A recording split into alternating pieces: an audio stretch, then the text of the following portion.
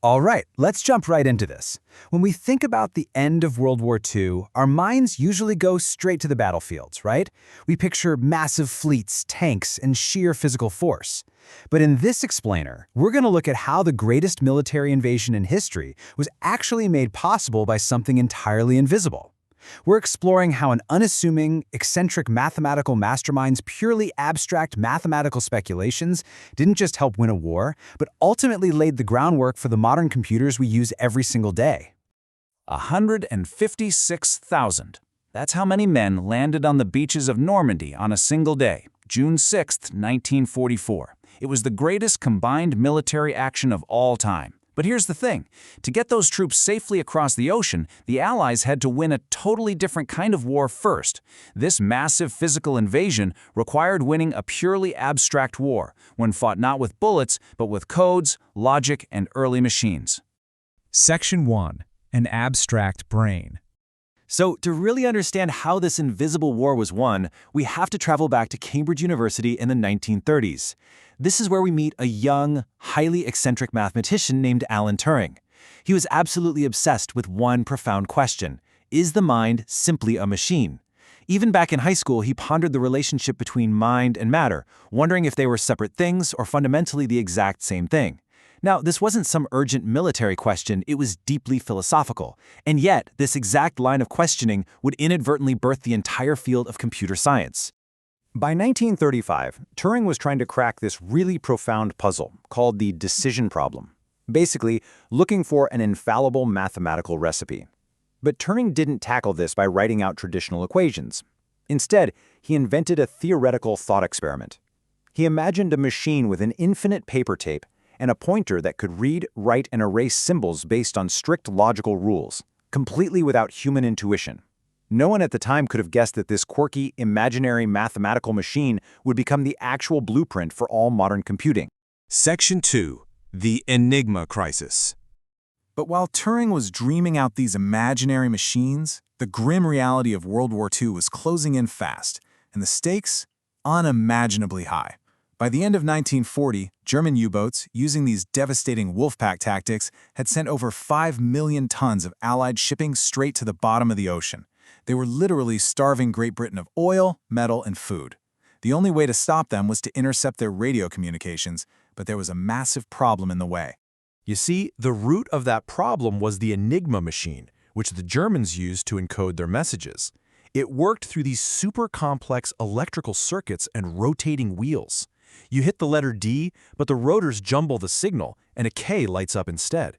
And because the rotors moved with literally every single keystroke, the machine had a staggering 1,000 million different possible configurations.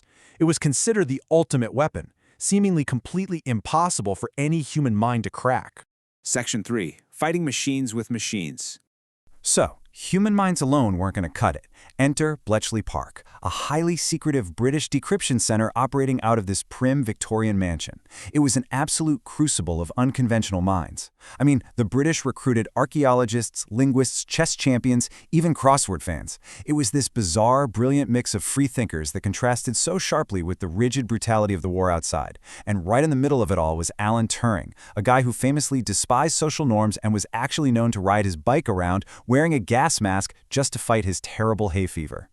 Turing realized something absolutely fundamental here. Human codebreakers sitting around with graph paper and pencils simply couldn't keep up with Enigma's constantly shifting configurations. He made a massive conceptual leap.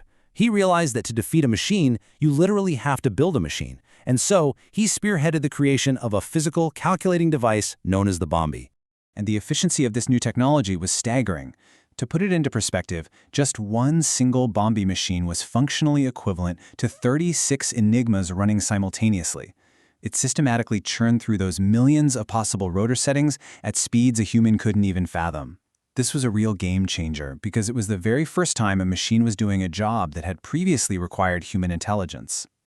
Throughout 1940 and 1941, working in sheer isolation in Hut 8, Turing paired his mathematical genius, like inventing the statistical method he called Ben-Barismus, with some incredible luck out on the high seas. When the British managed to capture damaged U-boats packed with actual code books, it provided the missing puzzle pieces. Thanks to Turing's bombies, the Allies could finally read the U-boat messages, routing their convoys around the danger zones and saving an estimated 30% of Allied shipping tonnage. Section 4. The Colossus Breakthrough. Now things really escalate here. Just as America enters the war, Bletchley Park intercepts something completely new. It sounded like strange high-speed music. This wasn't Enigma. The British nicknamed this new system Tunny.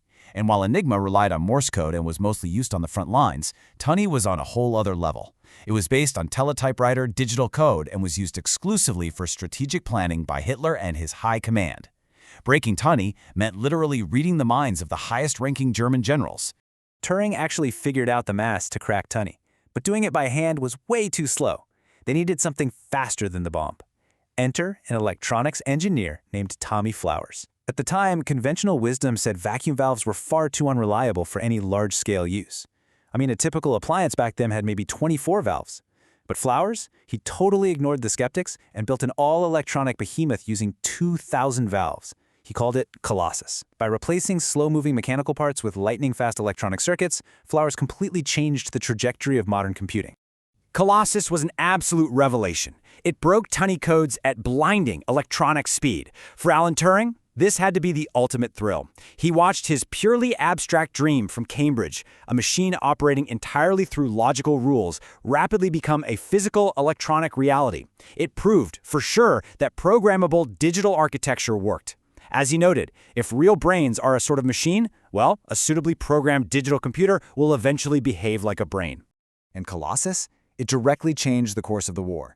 Think about the lead up to D-Day. The Allies launched Operation Fortitude, which was this massive hoax to trick Hitler into thinking the invasion would happen at Pas-de-Calais instead of Normandy. Because Colossus was instantly decrypting those Tunny messages from the German high command, the Allies had undeniable proof that Hitler was completely falling for the trick. That specific intelligence is what guaranteed the success of the Normandy landings. Section 5. A Tragic Pioneer. Now, there is a really bitter irony here. Despite shortening the war by an estimated 2 years, military secrecy meant that Turing and Flowers got absolutely zero public credit. Still, Turing pushed forward as a pioneer. He designed the first modern computer in 1945, anticipated artificial intelligence years before anyone else even thought of it, and even wrote the first chess program.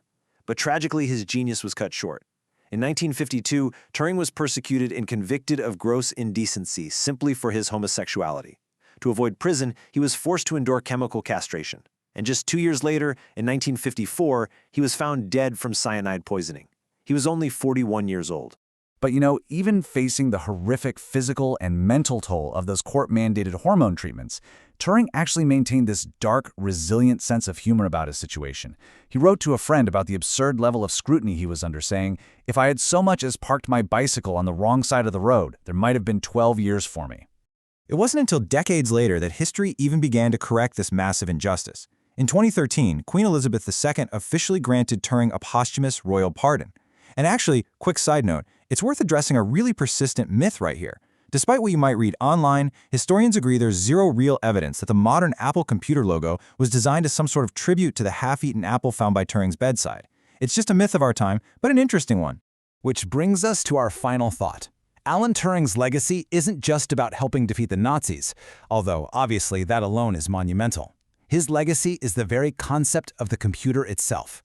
The incredible transition from the mechanical Bombay to the electronic Colossus proved that massive, high-speed electronic computing wasn't just some abstract theory, it was reality, and it paved the way for literally everything that followed.